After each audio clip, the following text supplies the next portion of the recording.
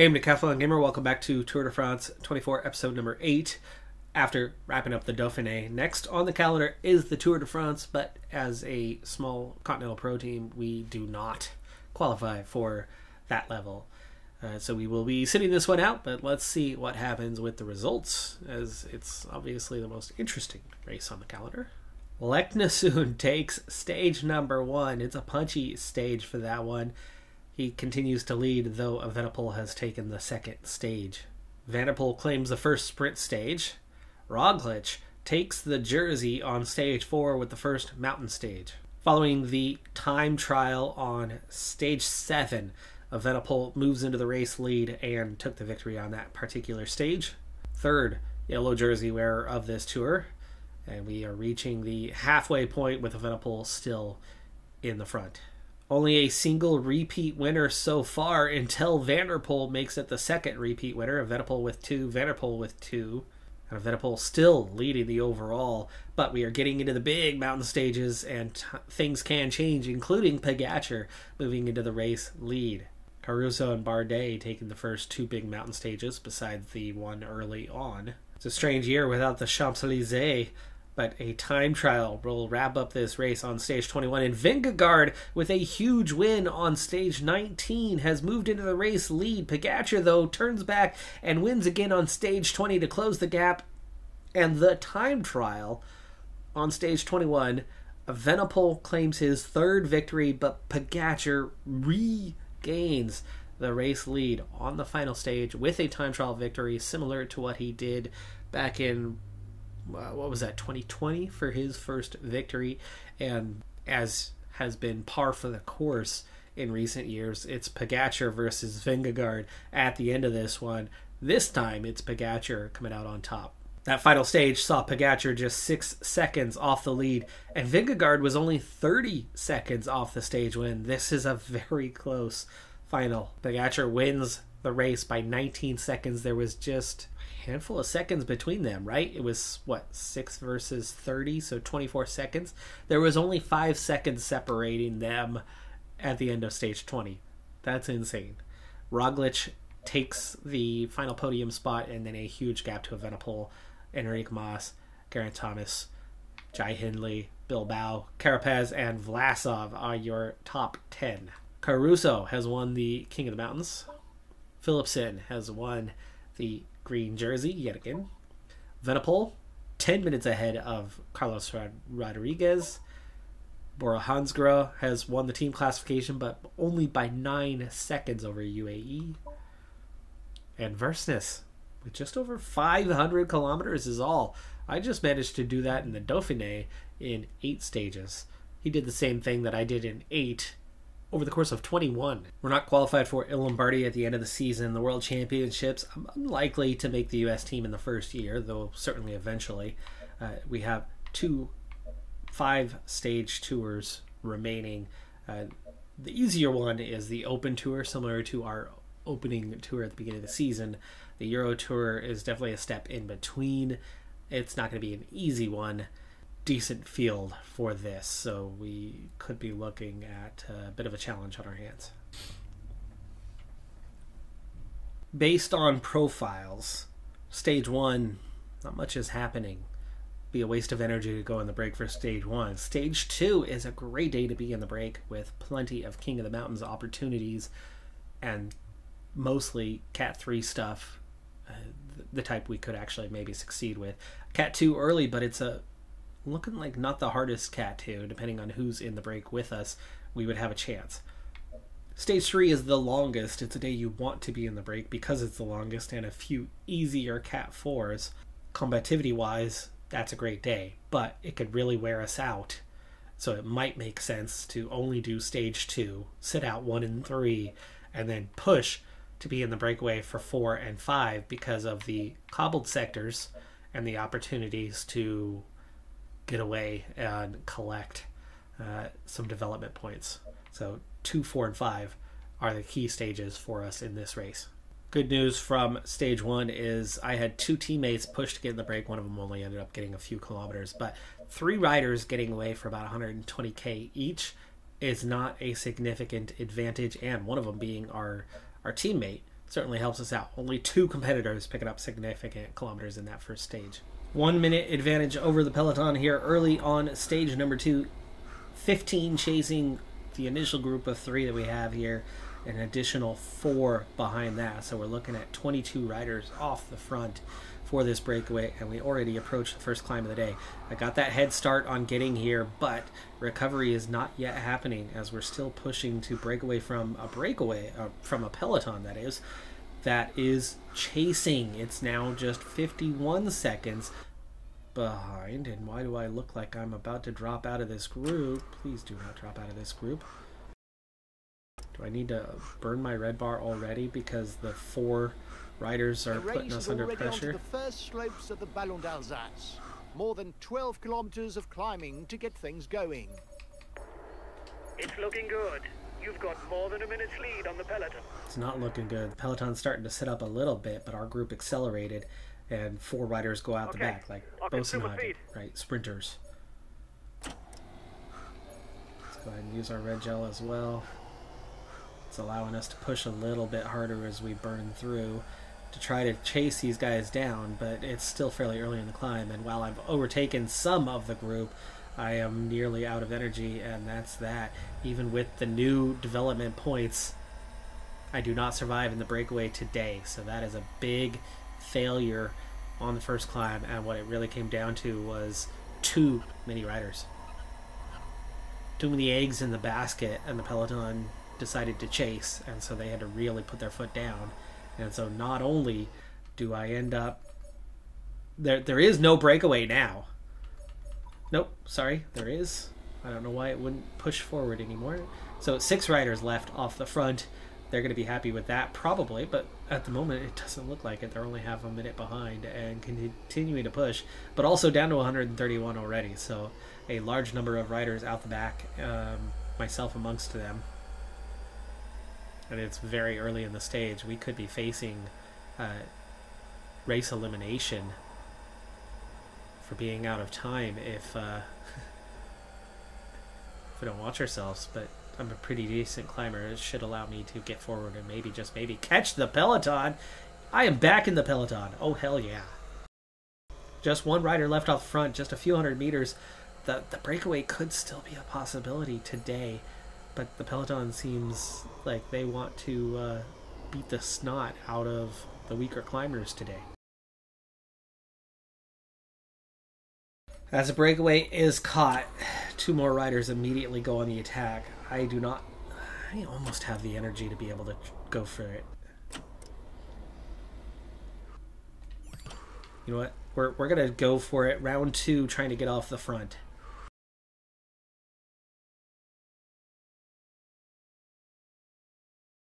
Alright, I have gained separation. Pogacar has gained separation. Pogacar, that is...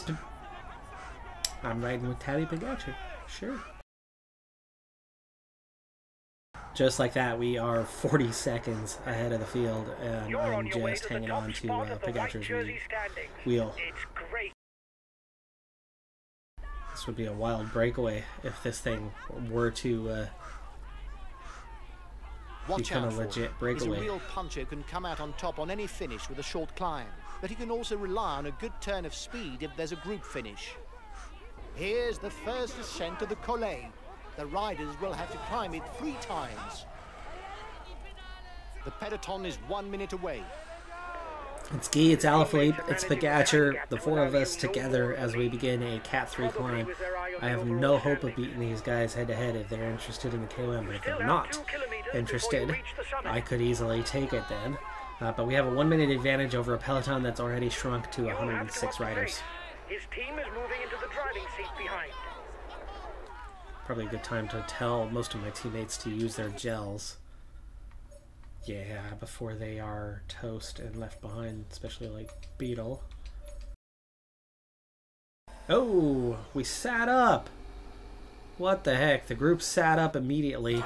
I need to attack to go for the KOM. If nobody's interested, this is the perfect time to take it, and it is working. We are going to go over the top of a Cat 3 first. Whoa, there was a hard left turn there. I was looking up at the score going, hey, it's my name! Oh. the overall standings. There's almost a full 180 on that. The lead riders now drop down towards the finishing line in Gérardmer, where they will 25 contest an second intermediate sprint. advantage over the peloton, as they were not too interested in chasing. I'm in kind of a full recovery mode here, even though it's not very steep of a descent. Peloton's coming back at me, but I am getting, you know, a little bit kilometer-wise off the front. Let's get a little acceleration here, as I'm still 2 seconds ahead. Breakaway over. Already 5K to the next climb, and I have an advance. Oh, it's not the next climb, it's an intermediate sprint. I am trying to see now if the peloton will let me get away and form a breakaway so that I can get the intermediate sprint, because there's still going to be some fast guys in the peloton, and I have a 13-second advantage. I have 3K to go to the intermediate sprint. We are going to ride essentially full gas for that 3K. 13 seconds ahead. If they come sprinting, they might still overtake me here. Gap's coming down. 10 seconds now. 1 kilometer. Just 7 seconds. 5 seconds. Yeah, they're going to get me. There they go. Philipsen at the front of the group. I'll go across 5th and pick up 11 points, but that doesn't mean anything. I need a little bit of red bar, and then I could try to attack again just to get the combativity situation under control. And that is that enough to get off the front? So they did not allow me to get into the break because the intermediate sprint was coming up soon. They wanted to collect maximum points. So we were just a little too close to it. But for now, I am pulling, well, I was pulling an advantage. Now it's just 16 seconds. All right, back in the peloton. I have been caught, but I will get some recovery here. Somebody else is on the attack now. Before we get there, let's go ahead and use our gel Lozano. And there we go. We've gone through the feed zone. I need to use my gel immediately. So does Perron. And to Kaiser. Okay, I'll consume a feed. The last breakaway guy is about to get caught. We're down to 64 in the peloton, and one rider dropped. The stage is too much a few seconds ahead. And use gels for others as well.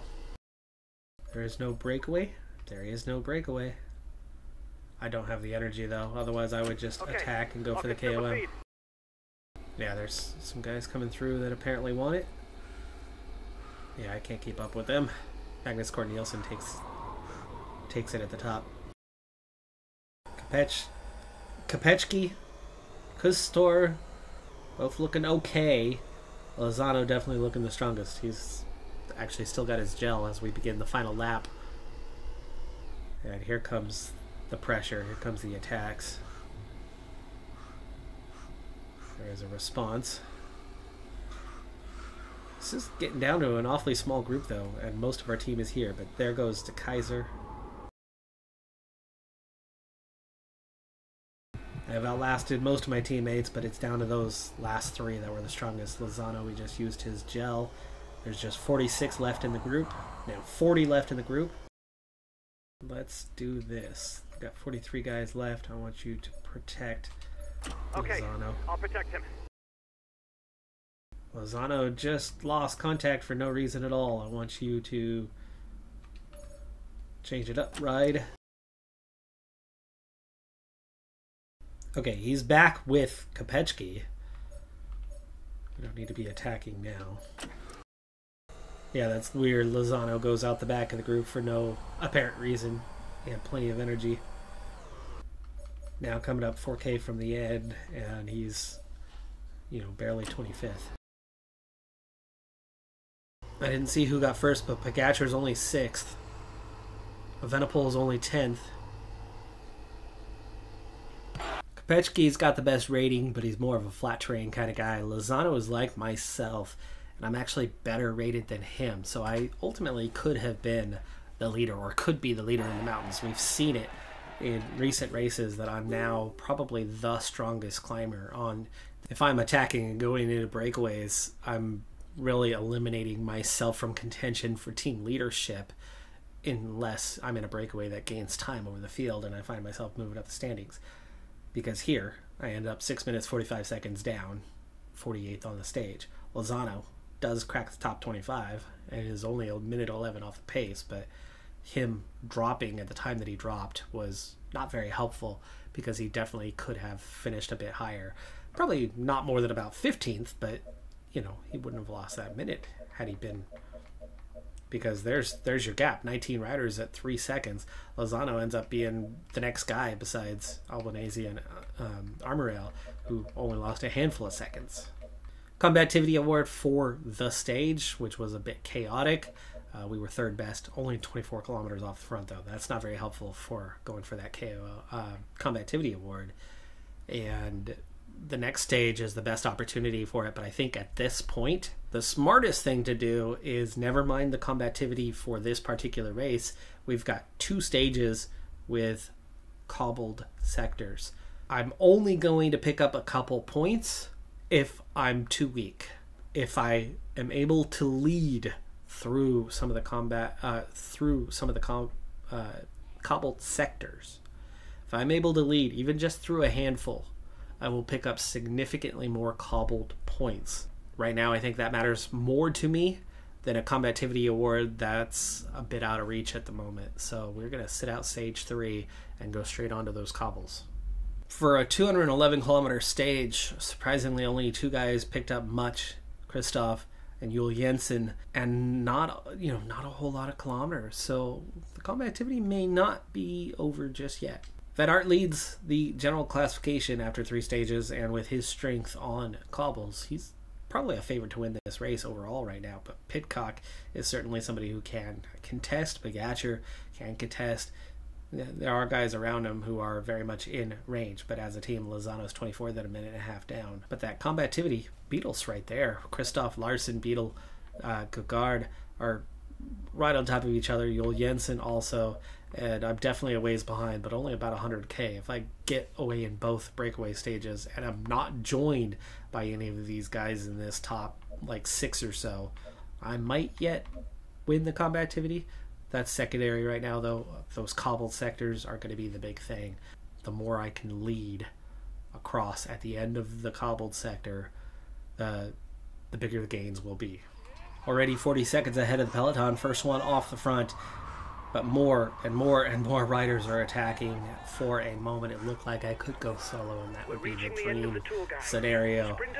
Not happening though. I was hoping for maybe 2 more, because you only have to beat 2 people in that case, but we're looking at having something like 10 in the group, and that's going to be a challenge.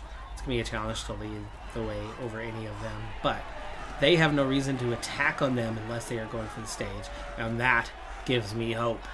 Breakaway is now established. 18 riders, 2 minutes ahead of the peloton, and nobody else off the front, so this is it. This is the group. This is going to be a challenge, but again, without intermediate sprints or KOMs at the end of those cobbled sectors, it gives me a better chance to get to the front, but I have a terrible cobble rating, so it's going to be really hard to actually do something with it other than just full-on attack. Once the tempo gets high, I have no chance whatsoever of going over the front first. In fact, I'll get dropped really quickly from the group. But if we have a mild, moderate, easy sector, like the first one looks to be an easier sector, and if the tempo's not yet high, if I go aggressive and start near the front, if they aren't pushing, then I can at least get 1 sector.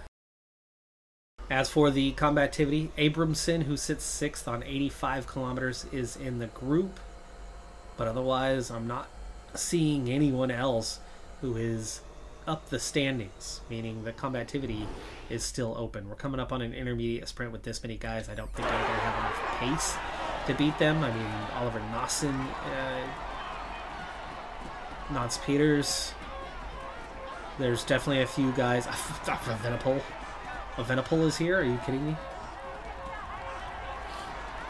I was just looking at names. I've got myself out front. no lead out for me, but with a Venipole, I don't think I have much of a chance, but we'll see what we can do with this intermediate sprint. If nobody's interested, you know? Oh! Yeah. Okay. A Venipole not going for it, surprisingly. Would have had a better chance there than I thought I would have, but it's okay. Like I said, my target is very clear today. Peloton's still just about 2 minutes behind. I have not taken a turn. It's kept me fresh. I'm looking strong for this one, but we are coming up on that first cobbled sector. I don't necessarily need to attack the group, but I need to be right here near the front. I'm going to follow Desjardins for now. Because the sector is very narrow.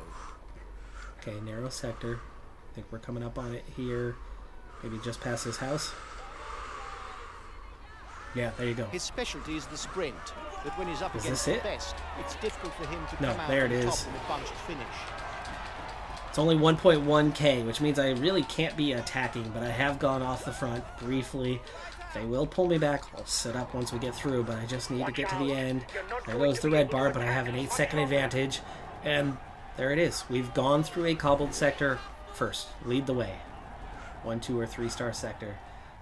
We can sit up and let the group come back. There's no reason to push on. If the tempo stays light on the next one, we might be able to do it. Sector's going to be harder. Cobbles will affect me more. The cobbles will affect me more, but the easier the tempo, the easier that I can actually lead through a sector. We've already picked up at least 1 point. I'm going to use my gel early on before we get to the sector. Once my gel's done, I'm going to take control and start to move up my position as we head to the second sector of the day. This one definitely tougher than the last one. His teammates are also riding hard. And the pace is already starting to pick up. I am not quickly moving up like I did previously. But I am moving up. We are to it. Okay, having to accelerate. Tempo, yeah, I'm going backwards. A good ruler. He doesn't I've just got such a bad cobble rating. I'm gonna get dropped. And that's the problem. I need easy sectors and easy tempo. I'm going full gas just to hang on to the group. Means I won't be around. I'm not going to be around here in the group much longer. He can ride all day long. Non-speeders actually got dropped. Riding to protect the jersey. 4-star sector, 1k, and I immediately go out the back of the group. I just cannot keep up with the pace that they are setting. I made contact with Sheehan, but that's day done. So we led through 1 sector. I was hoping for more than 1. I was hoping for 2 to 3. I knew it was going to be a challenge, especially with the size of the group, but at least we do pick up that 1 additional point for leading 1 sector. But with blowing up in these difficult cobbled sectors, I begin to lose time out the back of the peloton, and that is day done. Van Aert on his way to a stage victory. He's already the leader of the race. Pidcock ends up 5th. He was 2nd overall entering this one. Might still be. Pedersen takes 9th on the stage. And my entire team, not just myself, have really, really struggled with this one. We were well down the order by the finish. I picked up 107 kilometers for that combativity, which was only good enough for 11th on the stage. Van Aert wins by 13 seconds. Kopecky was 5:10 down overall on the stage. General classification, Van Aert in the lead from Pidcock, still 1-2. Mohoric up onto the podium. Stefan Kung just 4 seconds behind and just 6 seconds away from Pidcock. And then a healthy gap to others. For that combativity, I am 46 kilometers off the lead for this one. I am planning on going into the break for that last stage. I have a chance if none of those front 6 go into the break and none of the next 8 riders just a few kilometers behind me go into the break, because I won't last long with this cobble rating that I have. But we will once again try to see if we can lead through the earliest cobbled sectors. Right off the front here early on in this one, let's hope for a smaller group this time. Unfortunately, the breakaway was too strong for me, and they ended up leaving me behind. I am back into the peloton, and the gap is opening, so no breakaway for me today, which means no cobbled sectors. which means no hope of any success. This was the much harder race of the two final races on the calendar for us, and this is probably going to be the least amount of development points that we'll have earned in a race, but gave it a go, and at least we did lead one cobbled sector. We got some more kilometers off the front. There's some development to come out of this one, but it's going to be pretty minimal. This is going to be a much too tough stage for me, so I'll be out of the back of the peloton pretty early on with the atrocious cobble rating that I have. We'd only seen a single cobbled sector on the year so far, so my development is really just starting with the cobble rating. It's a strange one. The breakaway is being given the win. Peloton didn't seem too interested in chasing him down, and Thomas is going to win this stage here. We do have 3 members still in the peloton. Kopechki, Lozano should hang on the way to the finish.